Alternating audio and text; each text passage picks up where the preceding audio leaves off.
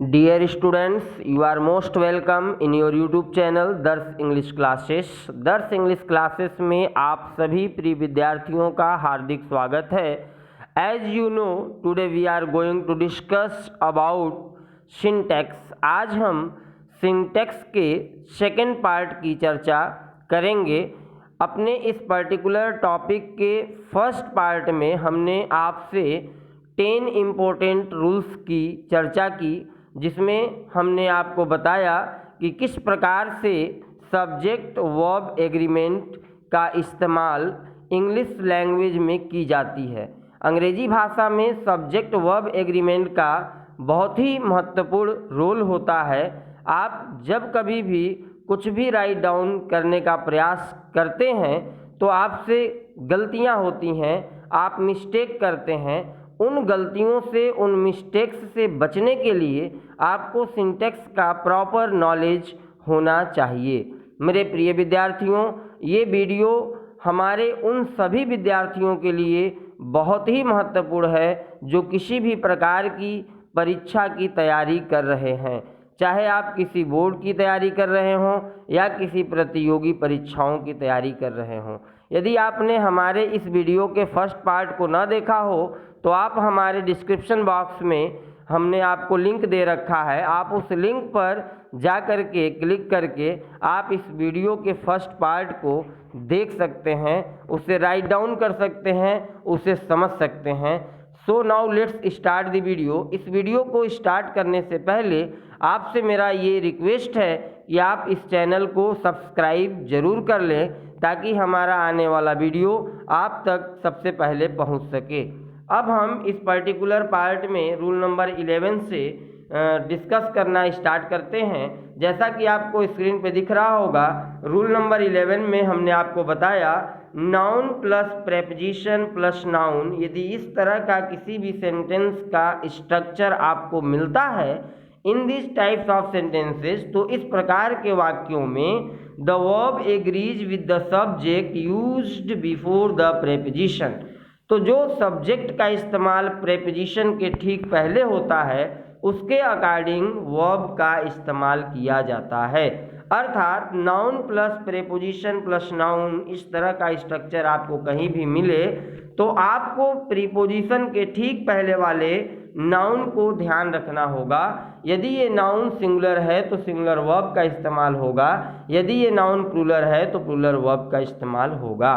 For example आपको हमने दे रखा है the behaviour of the students was not proper. अब आप इसे देख सकते हैं, यहाँ पे ऑफ ये प्रेपोजिशन का इस्तेमाल हुआ है और इसके ठीक पहले बिहेवियर आया है और इस ऑफ के बाद स्टूडेंट्स आया है। जब आप किसी वर्ब का इस्तेमाल करें तो आपको ये ध्यान देना होगा कि प्रेपोजिशन ऑफ के ठीक पहले जो नाउन इस्तेमाल हुआ है वो सिंगुलर है या प्लूरल है। तो मेरे प्रिय विद्यार्थियों, ये बिहेवियर जो शब्द है अर्थात व्यवहार, इसका जो अर्थ है ये सिंगुलर है और यही कारण है कि बिहेवियर के अकॉर्डिंग यहाँ पे वाज का इस्तेमाल होना चाहिए। यदि आप यहाँ पे किसी भी प्लूरल वर्ब का इस्तेमाल करते हैं तो ये ब्लंडर होगा, ये आपसे बहुत बड़ी मिस्टेक होगी। The painting of Picasso is very attractive. यहाँ आप ध्यान दें, द पेंटिंग्स ऑफ पिकासो, यहाँ पे एक वर्ड है पेंटिंग्स। इस पर्टिकुलर वर्ड को यदि आप ध्यान दे पा रहे हो तो आपको इस पर्टिकुलर वर्ड में एस लगा हुआ दिख रहा है। बट अभी इस वीडियो के अगले हिस्से में जैसे जैसे हम आगे बढ़ेंगे आपको हम ये भी बताने का प्रयास करेंगे कि कुछ ऐसे नाउन्स हैं जिनके फॉर्म प्लूरल होते हैं बट उनके मीनिंग सिंगुलर होते हैं और ऐसी स्थिति में इनके साथ सिंगुलर वर्ब का इस्तेमाल होना चाहिए। द पेंटिंग्स ऑफ पिकासो, यदि आप यहाँ ध्यान दे पाएँ तो ऑफ के ठीक पहले जो पेंटिंग्स वर्ड है, इस पेंटिंग्स का जो अर्थ है वो सिंगुलर है और यही कारण है यहाँ पे कि पेंटिंग्स के साथ इज का इस्तेमाल हुआ है। आप पिकासो को नहीं देखना है आपको, अर्थात आपको प्रेपोजिशन के बाद वाले नाउन से कोई लेना देना नहीं है, आप इसके ठीक पहले वाले नाउन को सिर्फ ध्यान दें और जो नाउन जिस प्रकार का हो, यदि सिंगुलर हो तो सिंगुलर वर्ब, यदि प्लूरल हो तो प्लूरल वर्ब का आप इस्तेमाल करेंगे। It is the correct rule next हम बात करते हैं, इस पर्टिकुलर रूल में एक नोट पॉइंट हमने आपको दे रखा है, आप इसे बहुत ध्यान से समझेंगे। If more than one preposition is used in a sentence, यदि किसी भी वाक्य में एक से अधिक प्रीपोजिशन का प्रयोग हुआ हो, we should use the verb according to the subject used before the first preposition. तो आपको जिस वर्ब का इस्तेमाल करना है वो आपको पहले वाले प्रीपोजिशन के ठीक पहले वाले सब्जेक्ट के अकॉर्डिंग करना है, जैसा कि रूल नंबर 11 में अभी अभी हमने आपको बताया और आपने इसे समझा और देखा कि इस ऑफ के ठीक पहले वाले नाउन के अकॉर्डिंग वर्ब का इस्तेमाल हुआ है। यहाँ भी पेंटिंग्स के लिए इज का इस्तेमाल हुआ है। ठीक इसी प्रकार से किसी भी सेंटेंस में यदि एक से अधिक प्रीपोजिशन का इस्तेमाल होता है तब भी आपको सिर्फ ये देखना होगा कि पहले वाले प्रीपोजिशन के पहले जो नाउन वर्ब या जो सब्जेक्ट यूज हुआ है वो किस तरह का सब्जेक्ट है, सिंगुलर है या प्लूरल है। अब आप इस पर्टिकुलर एग्जाम्पल को ध्यान दें, the condition of the people living in our villages is not good. अब आप यहाँ ध्यान दें, यहाँ पे डबल प्रीपोजिशन का इस्तेमाल हुआ है, ऑफ एंड इन। ऐसी स्थिति में आपको पहले वाले प्रीपोजिशन के ठीक पहले वाले नाउन को देखना होगा जो कि कंडीशन है, और कंडीशन एक सिंगुलर शब्द है और यही कारण है कि यहाँ पे इज का इस्तेमाल हुआ है। अर्थात जो इज का इस्तेमाल हुआ है वो पीपल के लिए नहीं यूज हुआ है, कंडीशन के लिए यूज हुआ है, क्योंकि इस पर्टिकुलर सेंटेंस में कंडीशन की बात की गई है कि गांव में जो रहने वाले लोग हैं उनकी जो कंडीशन है, उनकी जो दशा है, अवस्था है, वो अच्छी नहीं है। नेक्स्ट एग्जाम्पल की तरफ बढ़ते हैं, the cost of production of consumer goods in the world and spices in our country is increasing. यदि आप इस पर्टिकुलर सेंटेंस को देखें तो आपको दिखेगा कि यहाँ पे 1, 2, 3 एंड 4 टोटल 4 प्रीपोजिशन का इस्तेमाल हुआ है। बट आपको ये नहीं देखना है कि कितने प्रीपोजिशन आए हैं, आपको सिर्फ ये देखना है कि पहले वाले प्रीपोजिशन के पहले जिस वर्ड का इस्तेमाल हुआ है, जिस नाउन या जिस सब्जेक्ट का इस्तेमाल हुआ है, वो सिंगुलर में है या प्लूरल में है। अब आप इस पर्टिकुलर वर्ड को ध्यान दें, कास्ट। कास्ट का मतलब जो अर्थ होता है वो मूल्य होता है। ये मूल्य जो शब्द है ये सिंगुलर है और यही कारण है कि यहाँ पे इज का इस्तेमाल हुआ है। अर्थात इस पूरे सेंटेंस में सिर्फ कास्ट की बात की गई है, इसीलिए यहाँ पे कास्ट के अकॉर्डिंग इज का इस्तेमाल हुआ है। नेक्स्ट रूल नंबर 12 की तरफ बढ़ते हैं। मेरे प्रिय विद्यार्थियों, आप इस पर्टिकुलर रूल्स को राइट डाउन जरूर करें। आप वीडियो को पॉज करें, आप थोड़ी देर के लिए रोक लें और जो मैं आपसे बात कर रहा हूं, जो मैं आपको बताने का प्रयास कर रहा हूं, उसे आप अपनी नोट्स ज़रूर बना लें ताकि हर एग्ज़ाम्स में ये आपके लिए मील का पत्थर साबित हो। नेक्स्ट रूल नंबर 12 की तरफ बढ़ते हैं। Indefinite number or quantity plus of plus noun. अगर आपको इस तरह से कोई किसी भी सेंटेंस का स्ट्रक्चर दिखता है तो यहाँ भी आपको वही काम करना है।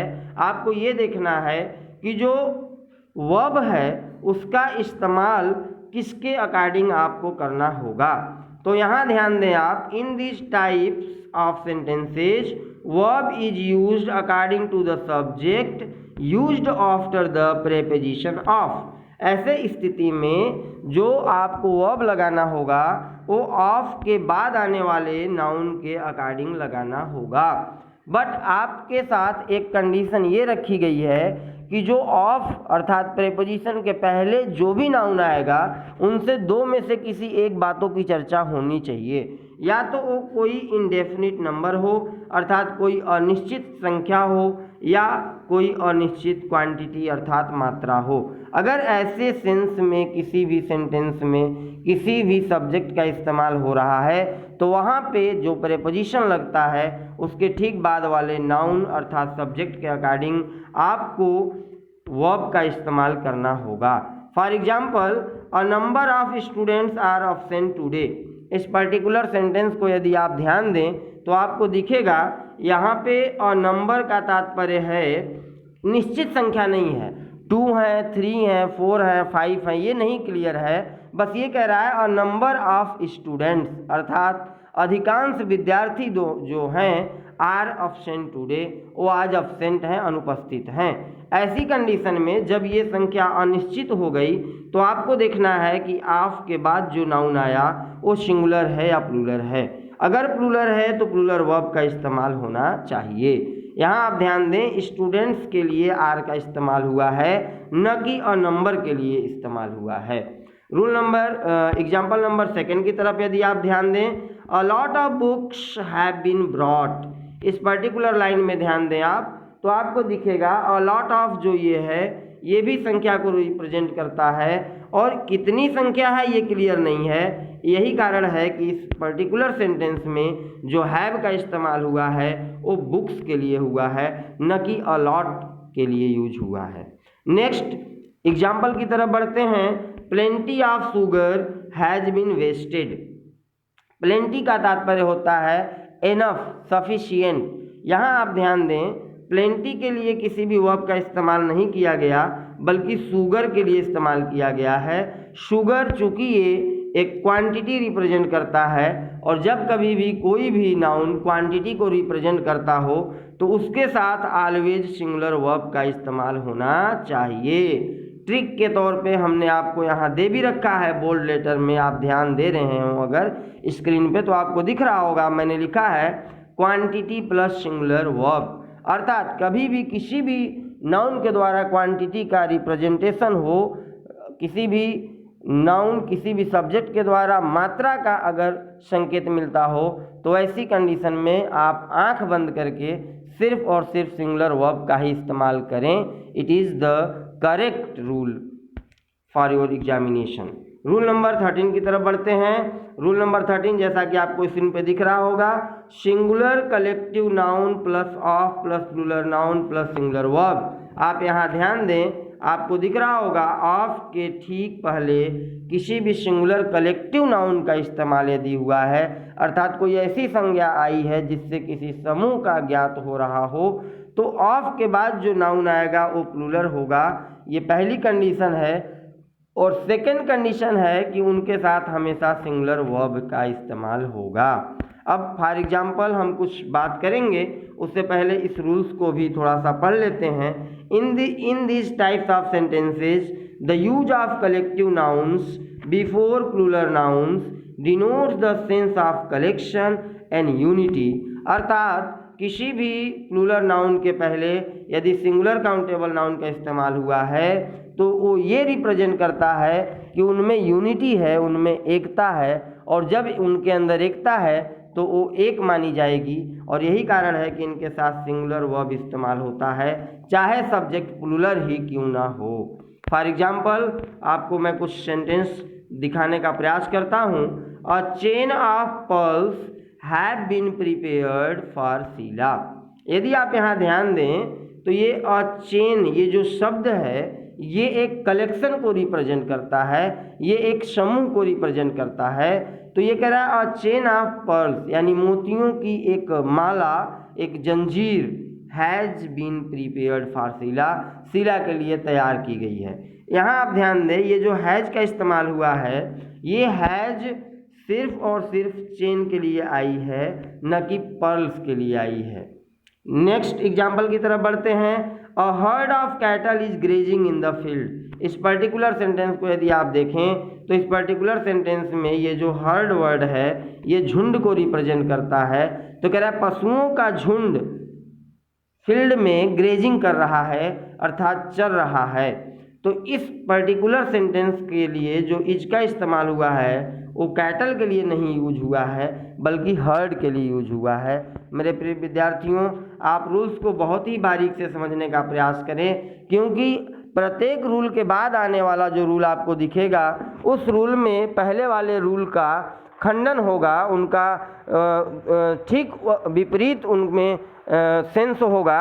इसलिए आप ध्यान दें, जब कभी भी किसी भी सेंटेंस में यदि हम किसी प्रकार के वर्ब का इस्तेमाल करते हैं तो उनके कुछ पर्टिकुलर रूल्स होते हैं जिन्हें हम इस पर्टिकुलर वीडियो में बताने का प्रयास कर रहे हैं। और आप ये ध्यान देंगे कि प्रत्येक नेक्स्ट रूल जो होगा वो पहले वाले रूल का खंडन होगा, उसको तोड़ने का प्रयास करेगा। अब हम इस पर्टिकुलर वीडियो में आपको इस पर्टिकुलर पार्ट में कुछ कलेक्टिव नाउन्स के लिस्ट की चर्चा करना उचित समझते हैं, इसलिए मैंने आपको कुछ दे रखा है, आप इसे ध्यान दें। जैसा कि आपको दिख रहा होगा, a series of problems or sets, जो समस्याओं की श्रृंखला या समुच्चय जिसे आप मैथ्स में अच्छी तरह जानते होंगे, तो यहाँ भी आप ध्यान दें, ये ऑफ के बाद जो नाउन आ रहे हैं, जितने भी नाउन आ रहे हैं, ये सभी प्लूरल फॉर्म में हैं। आप इसे ध्यान दें। A fleet of boat ships or a bunch of keys or grapes, यानी कीज या ग्रेप्स के जो ग्रुप होते हैं उनको बंच कहा जाता है। बोट्स या शिप्स के जो ग्रुप होते हैं उन्हें फ्लीट कहा जाता है। फ्लावर्स का जो ग्रुप होता है जिसे आप बुके के नाम से जानते हैं। गार्लैंड ऑफ फ्लावर्स भी होता है। A chain of pearls or people होता है, लोगों का चेन होता है या तो किसी मोती का चेन होता है। A flock of birds, a herd of cattle, a galaxy of stars, a band of orchestra, a batch of students or teachers, a team of players. आप इसे सही कर लेंगे स्पेलिंग को। टीम का जो पर्टिकुलर स्पेलिंग होता है वो TEAM होता है, जो कि यहाँ पे माइनर प्रिंटिंग मिस्टेक है। A basket of fruits or loops and so on. ऐसे बहुत सारे कलेक्टिव नाउन्स के लिस्ट हैं, आप इसे कहीं से भी राइट डाउन कर सकते हैं, कहीं से भी लिख सकते हैं। बट मेनली यहाँ जो मैं बात आपसे बताना चाह रहा था वो सिर्फ इतना था कि कभी भी कलेक्टिव नाउन्स यदि आते हैं तो प्रेपोजिशन के बाद वाली जो नाउन होगी वो जनरली प्लूरल फॉर्म में होगी, जैसा कि आपको सभी लिस्ट में सभी प्रकार के कलेक्टिव नाउन्स में आपको नज़र आ रहा होगा। नेक्स्ट रूल नंबर 14 की तरफ बढ़ते हैं। Rule number 14, when subjects differing in number or person or both are connected by and the verb must be used in plural. अर्थात इस पर्टिकुलर रूल में आपको ये बताने का प्रयास किया जा रहा है कि जब कभी भी एंड के द्वारा अलग अलग पर्सन जुड़े हों, अर्थात सिंगुलर प्लूरल एक साथ आ रहे हों एंड के साथ, तो ऐसी कंडीशन में आपको सिर्फ और सिर्फ प्लूरल फॉर्म का इस्तेमाल करना है, सिर्फ प्लूरल वर्ब का इस्तेमाल करना है, चाहे वो दोनों सिंगुलर ही क्यों ना हो, चाहे वो दोनों प्लूरल ही क्यों ना हो, चाहे एक सिंगुलर एक प्लूरल ही क्यों ना हो, तीनों कंडीशंस आपको याद रखने होंगे। नाउ अब एग्जाम्पल के तौर पे कुछ आप सेंटेंस देख लें। You and I have done our work. यदि आप यहाँ ध्यान दें तो ये जो यू वर्ड है और ये आई जो है, ये दोनों अलग अलग पर्सन में हैं। यू जो कि प्लूरल माना जाता है, आई जो कि सिंगुलर माना जाता है, और ये दोनों एंड से कनेक्टेड हैं, और यही कारण है कि इनके साथ जो वर्ब का इस्तेमाल किया गया है हैव वो प्लूरल में है। नेक्स्ट एग्जाम्पल की तरफ बढ़ते हैं। यू एंड ही, आप यहाँ ध्यान दें, यू एंड ही दोनों ही अलग अलग पर्सन हैं। यू जो है वो प्लूरल में है, ही जो है वो सिंगुलर में है, बट इनके बाद जो वर्ब आ रहा है वो प्लूरल में है। Next, my brother and I are going to watch a movie.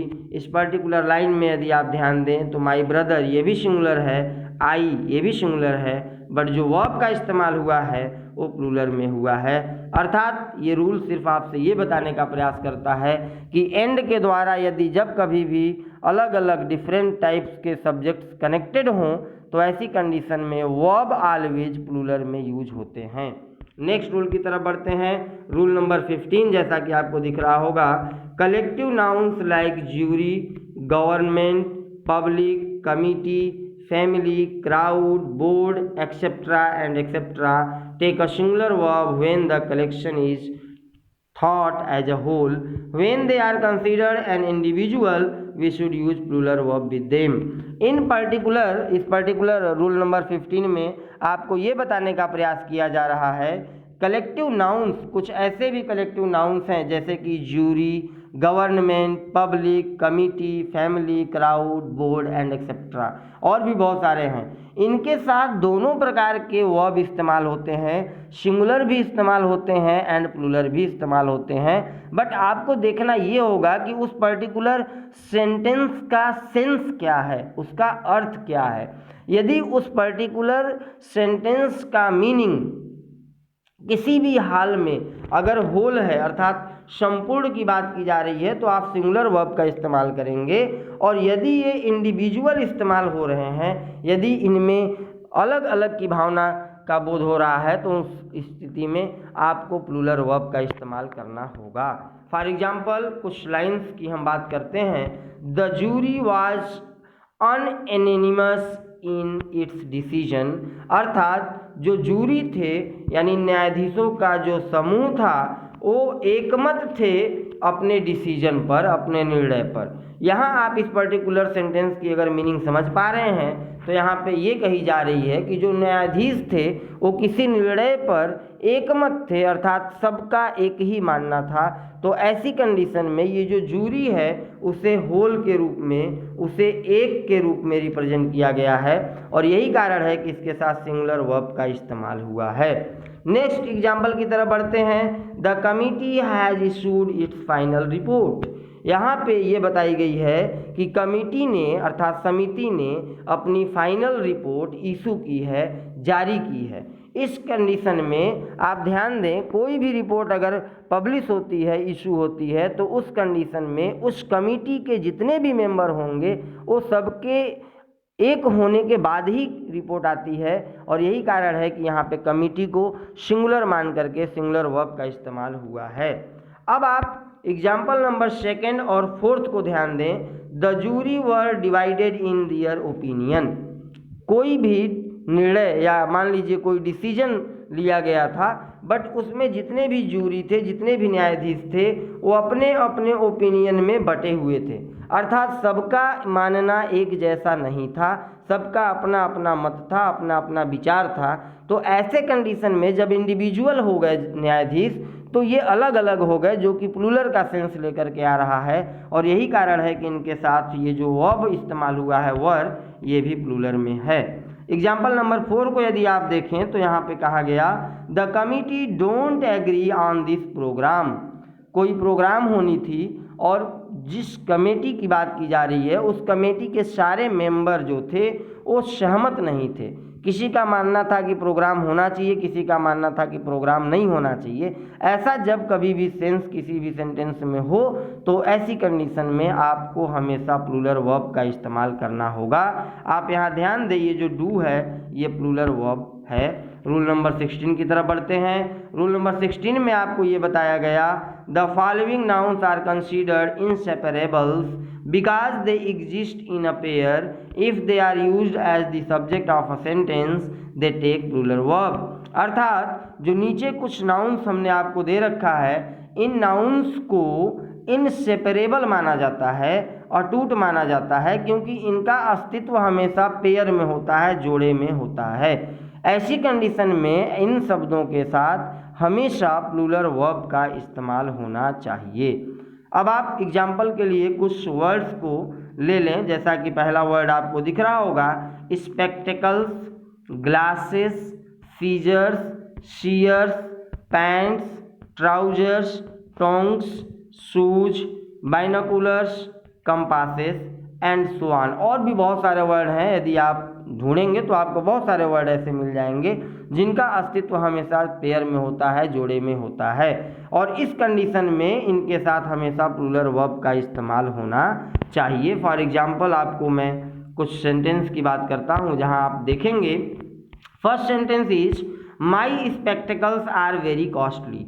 यदि आप यहाँ ध्यान दें तो ये जो आर है, ये आर का इस्तेमाल स्पेक्टिकल्स के लिए यूज हुआ है, अर्थात मेरा जो चश्मा है वो बहुत ही महंगा है। तो चश्मे के दो भाग होते हैं मेरे प्रिय विद्यार्थियों। यदि आप चश्मे के एक भाग को हटा देते हैं तो फिर दूसरे की कोई वैल्यू नहीं है और यही कारण है कि ये हमेशा प्लूरल माना जाता है और इनके साथ प्लूरल वर्ब का इस्तेमाल होता है। एग्जाम्पल नंबर 2 को आप देखें, Sohan's trousers are very loose. अर्थात सोहन का जो ट्राउजर है, सोहन का जो पायजामा है वो बहुत ही लूज है, बहुत ही ढीला है। इस पर्टिकुलर वर्ड को आप ध्यान दें, ये जो ट्राउजर वर्ड है इसके भी दो भाग होते हैं, यही कारण है कि इनके साथ प्लूरल वर्ब का इस्तेमाल होता है। नेक्स्ट एग्जाम्पल की तरफ बढ़ते हैं, उससे पहले इसमें आपको एक नोट पॉइंट बताना बेहद ज़रूरी हम समझते हैं, जिसे आप जान लें। If a pair of comes this before this inseparable nouns singular verb used with them. Okay, यहाँ पे आप कम्स के बाद एक नई वर्ड, आप इसे मिसप्रिंट है, नोट कर लेंगे।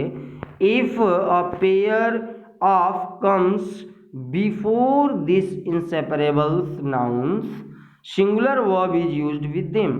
अर्थात जितने भी अभी हमने आपको नाउन्स बताए इनसेपरेबल में, जैसा कि आपको बोल्ड लेटर में दिख रहा है, spectacles, glasses, scissors, ears, pants, trousers, tongs, shoes, binoculars, compasses, ये जितने भी नाउन्स हैं, यदि इनके पहले अ पेयर ऑफ का इस्तेमाल होता है तो इनके बाद आने वाला जो वर्ब होगा वो सिंगुलर हो जाएगा। आप फॉर एग्जाम्पल आप ध्यान दें, आपको हमने दे रखा है अ पेयर ऑफ शूजेज या a pair of shoes has been made for me. आप यहाँ पर्टिकुलर सेंटेंस को ध्यान दें, ये जो शूज है इसके ठीक पहले अ पेयर ऑफ का इस्तेमाल हो गया और इसी कारण से यहाँ वर्ब जो है वो सिंगुलर हो गया। अ पेयर ऑफ पैंट्स, यहाँ भी ध्यान दें आप, पैंट्स के पहले अ पेयर ऑफ लग गया और यही कारण है यहाँ भी सिंगुलर वर्ब हैज़ का इस्तेमाल हुआ है। यदि अ पेयर ऑफ का इस्तेमाल नहीं हुआ होता तो ये दोनों ही हैज़ के जगह पे प्लूरल वर्ब अर्थात हैव का इस्तेमाल हुआ होता। नेक्स्ट रूल नंबर की तरफ बढ़ते हैं। रूल नंबर 17, जैसा कि आपको दिख भी रहा होगा, if the subject of the verb is a relative pronoun the verb must agree in number and person with the attendant of the relative pronoun. और ये रिलेटिव प्रोनाउन कौन कौन से हैं मेनली उनकी भी हमने चर्चा की है, उनको भी हमने दे रखा है, जिनमें पहला who, second one is which and last one is that. ये 3 वेरी इंपॉर्टेंट रिलेटिव प्रोनाउन होते हैं मेरे प्रिय विद्यार्थियों। अब आपको ये देखना है कि इन रिलेटिव प्रोनाउन के पहले अर्थात इन तीनों प्रोनाउन के पहले जो नाउन है वो सिंगुलर है या प्लूरल है। यदि सिंगुलर सब्जेक्ट है, यदि सिंगुलर नाउन है तो वर्ब भी सिंगुलर होगा और यदि ये प्लूरल है तो वर्ब भी प्लूरल होगा। फॉर एग्जाम्पल आपको हम दिखाते हैं। उससे पहले कि हम आप एग्जाम्पल की तरफ बढ़ें उससे पहले मैं एक चीज़ आपको बता दूं, जो ये एंटीसीडेंट वर्ड लिखा हुआ है, एंटीसीडेंट का मतलब होता है पूर्ववर्ती। अर्थात इन तीनों रिलेटिव प्रोनाउन जैसा कि आपको दिख रहा है हु, विच एंड दैट, इनके ठीक पहले जो नाउन होगा आप उसे ध्यान देंगे और उसके हिसाब से आपको वर्ब का इस्तेमाल करना होगा। नेक्स्ट हम एग्जाम्पल की तरफ बढ़ते हैं। This one of the best movies that have ever made. आप यहाँ देखें, this is one of the best movies, ये दैट को आप ध्यान दें, इस दैट के ठीक पहले जो नाउन आया है, जैसा कि अंडरलाइन भी हमने कर रखा है, ये दैट के ठीक पहले वाला नाउन प्लूरल फॉर्म में है और यही कारण है कि यहाँ पे प्लूरल वर्ब का इस्तेमाल हुआ है। अर्थात जब कभी भी किसी सेंटेंस में आपको दैट, हु और दैट, हु एंड विच, इन तीनों के बाद आपको जब कभी भी किसी भी प्रकार से वर्ब का इस्तेमाल करना हो तो आपको सिर्फ इतना देखना होगा कि इसके पहले वाला नाउन क्या है, सिंगुलर है या प्लूरल है। सेकेंड एग्जाम्पल को ध्यान दें आप, he is one of the best students who have secured first in the class. आप यहाँ ध्यान दें, स्टूडेंट्स ये हु के ठीक पहले इस्तेमाल हुआ है और यही कारण है कि यहाँ पे हैव का इस्तेमाल हुआ है, बाकी इससे किसी से कोई लेना देना नहीं है। नेक्स्ट एग्जाम्पल की तरफ बढ़ते हैं। I who am your captain shall never desert you. आप यहाँ ध्यान दें, हु के ठीक पहले आई का इस्तेमाल हुआ है, चूंकि आई सिंगुलर में है और यही कारण है कि आई के लिए एम का इस्तेमाल हुआ। अर्थात यहाँ पे आपको सिर्फ और सिर्फ हु के पहले वाले वर्ड को देखना है कि वो हु, विच, दैट के पहले जो भी सब्जेक्ट आया है, जो भी नाउन या प्रोनाउन आया है, वो सिंगुलर है या प्लूरल है। तो एम के लिए यहाँ पे जो आई है उसके अकॉर्डिंग यहाँ पे एम का इस्तेमाल हुआ। नेक्स्ट एग्जाम्पल की तरफ बढ़ते हैं। The students who labour hard are sure to succeed. आप यहाँ ध्यान दें, हु के ठीक पहले स्टूडेंट्स का इस्तेमाल हुआ है और यही कारण है कि इसके लिए यहाँ पे लेबर का इस्तेमाल हुआ है और यहाँ पे आर का इस्तेमाल हुआ है और ये दोनों ही वर्ब प्लूरल फॉर्म में हैं। नेक्स्ट रूल की तरफ बढ़ते हैं। रूल नंबर 18, जैसा कि आपको दिख रहा होगा, if a plural noun is proper name और title of a person, country, book et cetera et cetera, it must be followed by a singular verb. अर्थात कभी भी किसी भी प्रकार से किसी देश, किसी व्यक्ति या किसी किताब या किसी भी वस्तु का नाम, टाइटल यदि प्लूरल फॉर्म में हो तो उसके साथ हमेशा सिंगुलर वर्ब का इस्तेमाल होता है। ये वेरी इंपॉर्टेंट रूल है आपके लिए, यहाँ आप अक्सर गलतियाँ कर बैठते हैं। The United states is a rich country, आप यहाँ ध्यान दें, यहाँ पे स्टेट्स वर्ड आपको दिख रहा होगा, बट ये एक कंट्री का नाम है जिसे आप अमेरिका के नाम से जानते हैं। तो यहाँ पे चूंकि ये जो स्टेट्स वर्ड है ये देश के लिए आया है और यही कारण है कि इसके साथ सिंगुलर वर्ब का इस्तेमाल किया गया। नेक्स्ट हम एग्जाम्पल की तरफ बढ़ते हैं। The Andamans is a group of islands, आप यहाँ देखें ध्यान से, ये एक द्वीप का नाम है अंडमान। अब ये भी प्लूरल में आपको दिख रहा है, बट आप इसके साथ सिंगुलर वर्ब का इस्तेमाल करेंगे क्योंकि ये पर्टिकुलर नेम है, ये प्रॉपर नाउन है, और प्रॉपर नाउन अगर प्लूरल में भी आ रहा है तो उसके साथ हमेशा आपको सिंगुलर वर्ब का इस्तेमाल करना होगा। जैसा कि हमने आपको अपने नाउन वाले पार्ट में बताया भी है कि कुछ ऐसे भी प्रॉपर नाउन्स होते हैं जो प्लूरल फॉर्म में होते हैं, बट ऑलवेज ये सिंगुलर कंसीडर किए जाते हैं और यही कारण है कि इनके साथ सिंगुलर वर्ब का इस्तेमाल होना चाहिए। द गुलिवर्स ट्रैवलर्स, आप इस पर्टिकुलर टाइटल को देखें, ये एक बुक की टाइटल है और ये बुक की टाइटल है और यही कारण है कि यहाँ पे इसके साथ इज का इस्तेमाल हुआ। अब जब आपको ये रूल नहीं अगर पता होता तो आप जनरली इसके साथ प्लूरल वर्ब का इस्तेमाल कर बैठते, जो कि आपका बहुत ही बड़ा मिस्टेक होता। तो यही कारण है कि आप जब कभी भी सिंटेक्स को पढ़ें तो मेरे प्रिय विद्यार्थियों आप इसे राइट डाउन जरूर करें। ये टोटल 41 जो रूल्स की मैं चर्चा करूँगा ये बेहद इम्पोर्टेंट रूल्स होंगे, यूनिक होंगे, जो आपको शायद इससे पहले कहीं देखने को न मिला हो, या अगर आप कहीं देखे भी हों तो हो सकता है आपके माइंड से स्लिप कर गया हो, निकल गया हो। द गुलिवर्स ट्रैवलर्स, चूँकि ये बुक का नाम है इसीलिए यहाँ पे प्लूरल होने के बाद भी सिंगुलर वर्ब इज का इस्तेमाल हुआ। The Gulliver's travellers is an interesting novel. Next अब हम नोट की बात कर लें। कुछ नोट पॉइंट में वेरी इंपॉर्टेंट थिंग आपको ये जान लेना अति आवश्यक होगा। But the name of the country, state और province in the field of sports is considered plural and plural verb is used with them.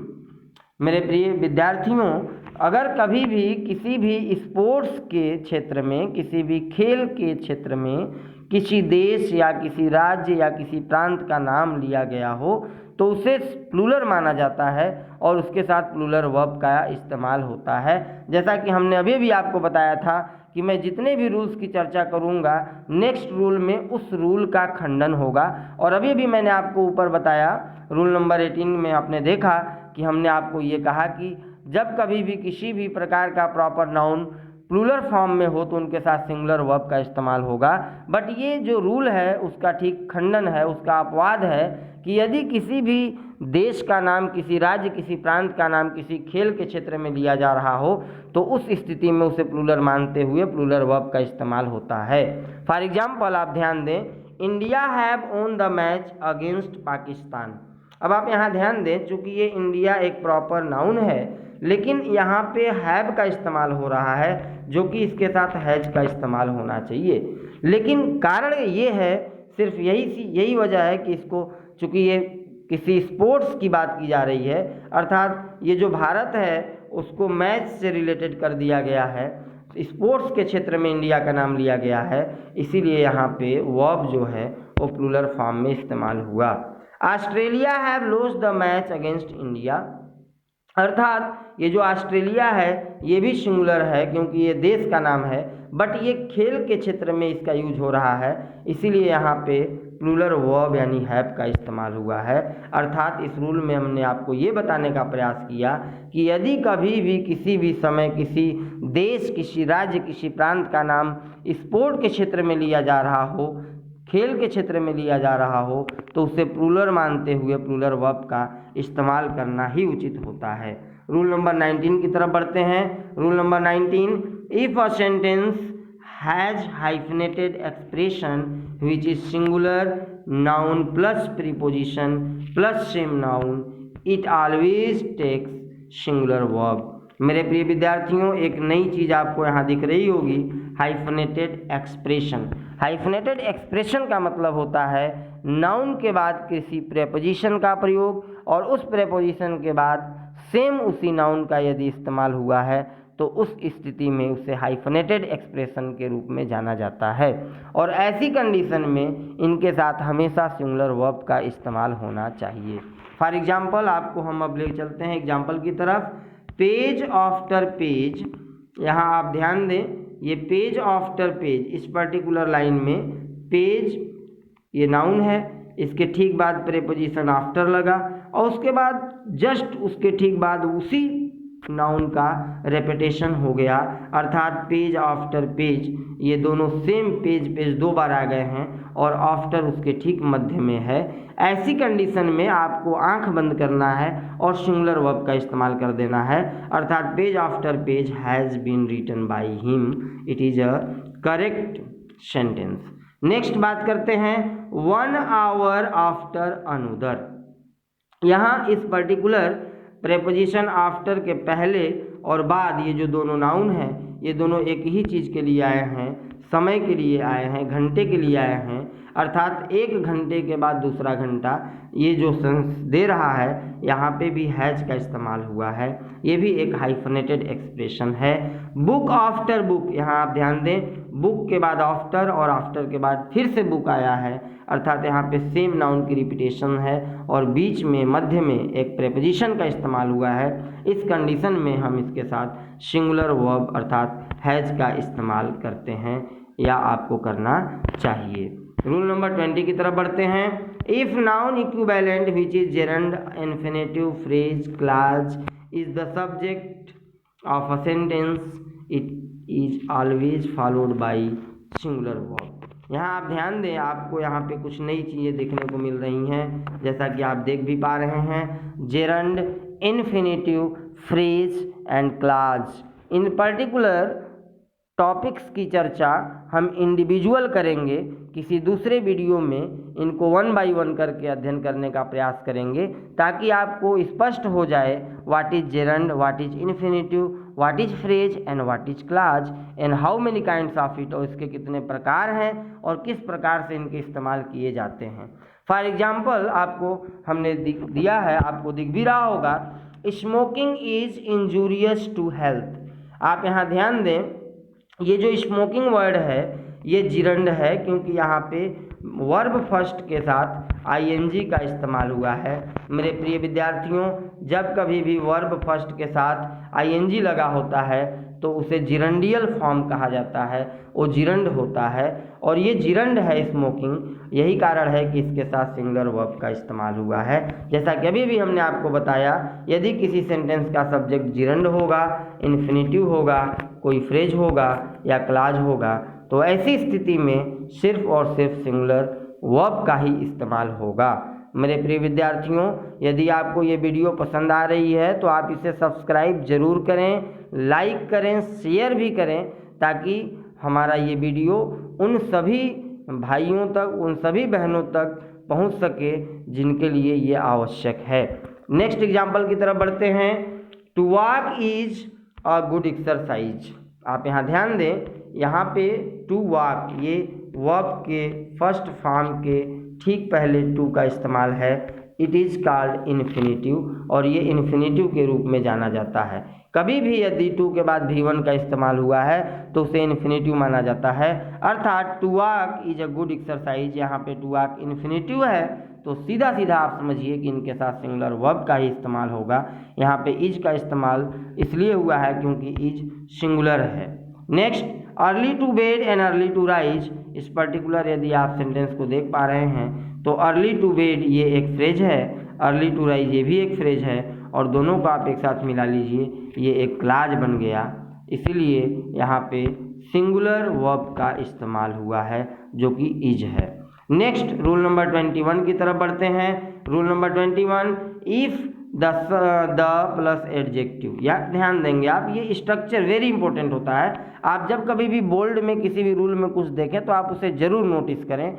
The plus adjective, यदि ऐसा किसी भी सेंटेंस का सब्जेक्ट है तो उनके साथ हमेशा प्लूरल वर्ब का इस्तेमाल होगा, क्योंकि किसी भी एडजेक्टिव के पहले जैसे ही द रखा जाता है वो प्लूरल नाउन का सेंस रिप्रेजेंट करता है और यही कारण है कि इनके साथ प्लूरल वर्ब का इस्तेमाल होना चाहिए। एग्जाम्पल के तौर पे आपने देखा, the blind are not helpless. इस पर्टिकुलर लाइन में आप ध्यान दें, आपको हमने लिखा द ब्लाइंड। यहाँ ये जो ब्लाइंड वर्ड है, ब्लाइंड का तात्पर्य होता है अंधा, ये एक एडजेक्टिव है। द ब्लाइंड, जैसे ही एडजेक्टिव के पहले द का इस्तेमाल हुआ है ये प्लूरल हो गया, अर्थात द ब्लाइंड का जो अर्थ है वो है अंधे लोग। तो जो अंधे लोग, अब चूंकि लोग की बात हो रही है यही कारण है कि ये प्लूरल में रिप्रेजेंट हो रहा है, तो इनके साथ प्लूरल वर्ब का इस्तेमाल होना चाहिए। The blind are not helpless, अर्थात अंधे लोग असहाय नहीं हैं। नेक्स्ट एग्जाम्पल की तरफ यदि आप ध्यान दें तो आपको दिख रहा होगा the rich are not so happy as me consider, अर्थात जो रीच लोग हैं, जो अमीर लोग हैं, आर नॉट सो हैप्पी, वो इतने खुश नहीं हैं एज मी कंसीडर, जैसा कि हम और आप मानते हैं, जैसा कि हम और आप समझते हैं। मेरे प्रिय विद्यार्थियों, ये वीडियो थोड़ी लंबी हो रही है, लेकिन आप धैर्य के साथ इस वीडियो को लास्ट तक ज़रूर देखें ताकि आप तक हमारा ये वीडियो पहुंच सके और आपके लिए ये जो वीडियो है ये महत्वपूर्ण हो सके। इसलिए ये ज़रूरी है कि आप धैर्य के साथ बने रहें। रूल नंबर 22 की तरफ बढ़ते हैं। जैसा कि आपको दिख रहा होगा, if introductory it is the subject of a sentence verb must use in singular number, अर्थात किसी भी सेंटेंस का सब्जेक्ट यदि इट का इस्तेमाल है, अर्थात इट है, तो उसके साथ हमेशा सिंगुलर वर्ब का इस्तेमाल होगा। इसे आप कतई न भूलें। एग्जाम्पल के लिए आपको ध्यान दिख रहा होगा, it is I who have done this work. अब आप यहाँ ध्यान दें, ये जो इट है यही आपका इंट्रोडक्टरी सब्जेक्ट है और इसके ठीक बाद जो इज का इस्तेमाल हुआ है वो इसलिए हुआ है क्योंकि अभी अभी हमने आपको बताया कि इट के बाद जो वर्ब आएगा वो सिंगुलर होगा। नेक्स्ट एग्जाम्पल को यदि आप ध्यान दें, it is this girls who have finished the task. यहाँ आप ध्यान दें, इट के बाद भी सिंगुलर वर्ब का इस्तेमाल हुआ है क्योंकि इट को सिंगुलर कंसीडर किया जाता है, सिंगुलर माना जाता है। रूल नंबर 23 की तरफ बढ़ते हैं। रूल नंबर 23, जैसा कि आपको स्क्रीन पे दिख भी रहा है, indefinite pronouns like nobody, somebody, everybody, no one, someone, anyone, everyone, one etcetera are always followed by a singular verb, अर्थात जितने भी इंडेफिनिट प्रोनाउंस हैं उन सभी के साथ सिंगुलर वर्ब का ही इस्तेमाल होता है। ये आप बहुत ही अच्छी तरीके से जान लें। फॉर एग्जांपल आपको कुछ सेंटेंस हमने दे रखा है, समबडी लाइक्स हॉरर मूवीज। आप यहाँ ध्यान दें, ये जो समबडी वर्ड है ये इंडेफिनिट प्रोनाउन है और यही कारण है कि यहाँ वर्ब का फिफ्थ फॉर्म यूज हुआ जो कि सिंगुलर कंसीडर किया जाता है। एवरीबडी लव्स म्यूजिक, यहाँ आप ध्यान दें ये लव्स भी वर्ब का फिफ्थ फॉर्म है जो कि सिंगुलर है, अर्थात एवरीबडी के बाद जो वर्ब आया वो सिंगुलर में है। Everybody loves music but someone wants to sing a song. आप यहाँ भी ध्यान अगर दे पा रहे हों तो समवन के बाद जो वर्ब आया वांट्स, ये भी वर्ब का फिफ्थ फॉर्म है, अर्थात ये भी सिंगुलर में है। अर्थात मेरे प्रिय विद्यार्थियों, जितने भी इंडेफिनिट प्रोनाउंस होते हैं उन सब के साथ सिंगुलर वर्ब के इस्तेमाल होते हैं, जैसा कि आपको अभी हमने कुछ लिस्ट भी दे रखा है, आप इसे राइट डाउन भी कर सकते हैं। नेक्स्ट कुछ नोट पॉइंट्स की हम बात कर लें। कुछ ऐसे भी इंडेफिनिट प्रोनाउंस होते हैं जिनके साथ सिंगुलर वर्ब का इस्तेमाल नहीं हो सकता। For example both, many, some, few and etcetera. ये मेनली 4 ऐसे इंडेफिनिट प्रोनाउंस हैं जिनके साथ प्लूरल वर्ब का इस्तेमाल होता है और जिनके बाद आने वाला नाउन भी प्लूरल होता है। ये आप बहुत ही अच्छी भली भांति समझ लें। Some peoples are interested in watching WWE। आप यहाँ ध्यान दें, इस पर्टिकुलर रूल में जैसा कि अभी अभी हमने आपको बताया कि सम के बाद जो प्रोनाउन आ रहे हैं, उस जो नाउन आ रहे हैं वो भी प्लूरल होंगे और जो वर्ब आएंगे वो भी प्लूरल होंगे।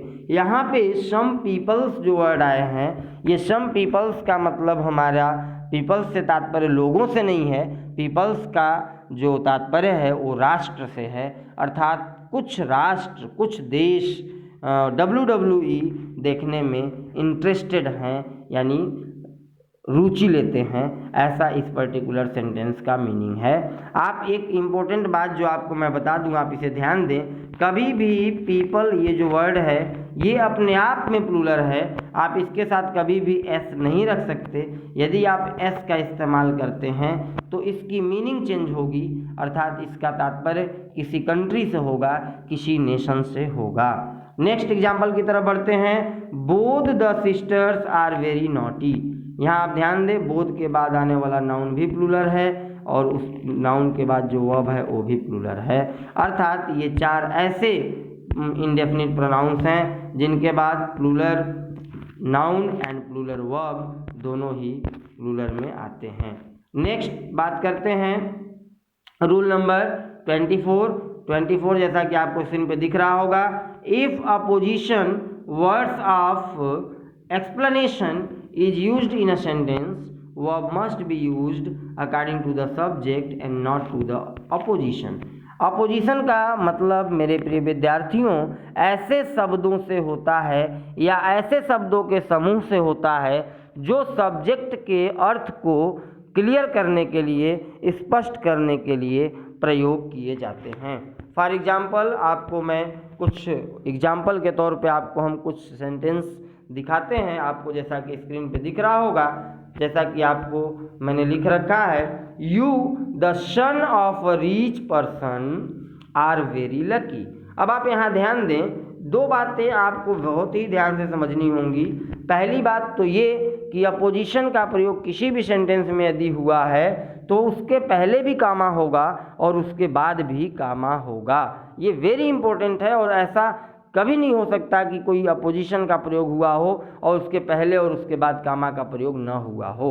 अब आप स्क्रीन पे ध्यान दें, यू के बाद यहाँ पे आपको कामा दिख रहा होगा और पर्सन के बाद भी कामा दिख रहा होगा।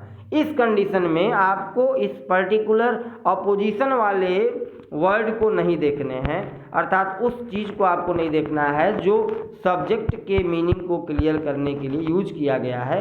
आपको देखना है कि इस पर्टिकुलर सेंटेंस में आपका जो सब्जेक्ट है वो क्या है, सिंगुलर है या प्लूरल है। यदि सिंगुलर है तो सिंगुलर वर्ब का इस्तेमाल होना चाहिए और यदि प्लूरल है तो प्लूरल वर्ब का इस्तेमाल होना चाहिए।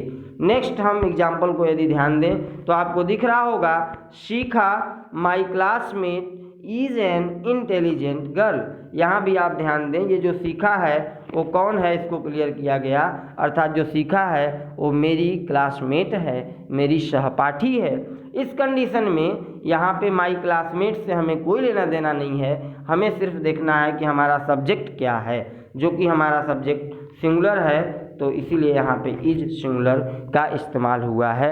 मेरे प्रिय विद्यार्थियों, ये वीडियो चूँकि बहुत ही लंबी होती जा रही है, इसलिए मैं प्रयास करूँगा कि अपने जो थर्ड पार्ट इस पर्टिकुलर टॉपिक अर्थात सिंटेक्स का जो पार्ट थर्ड है उस पार्ट में हम रूल नंबर 25 से डिस्कस करेंगे। Thank you for watching my video, thank you so much.